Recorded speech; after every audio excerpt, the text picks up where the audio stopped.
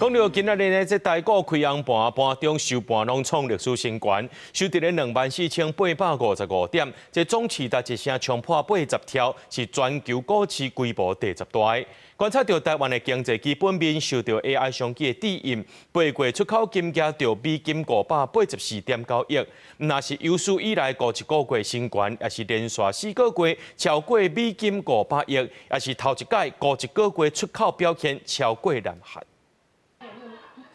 美国四大指数全面收红，再到台股嘛对咧创历史新高，盘中有关24,880点，收入来起势小可收伫24,855点，拢创历史纪录。宽达股台积电表现嘛同款好，收盘1200块，吸到历史高点。台股总市值则会冲破80条，变作全球股市规模第10大。相关的传产受到的冲击影响就会比较大。那当然，这就相对凸显了没有受到对等关税跟232影响的半导体跟 AI 供应链相对就会比较强势。法人分析，这礼拜的半导体展，苹果公司的新机发表等拢是利多，但美中晶片战之下，全球供应链重组、地缘政治的风险加大。华社董事长施宗栋认为讲，今年是主权 AI 部署的关键，台湾一定要参加。我们不是参与这场变局的旁观者，更应该成为可信任应用、垂直场域导入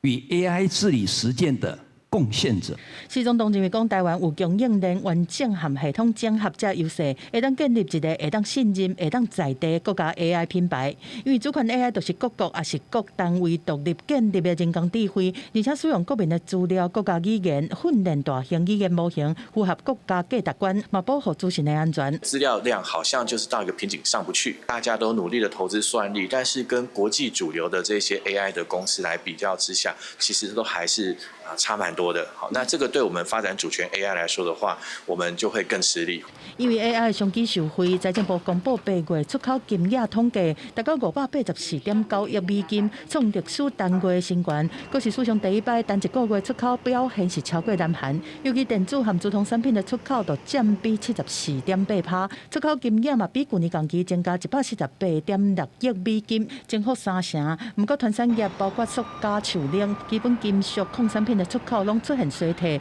受美国关税影响真大。记者综合报道。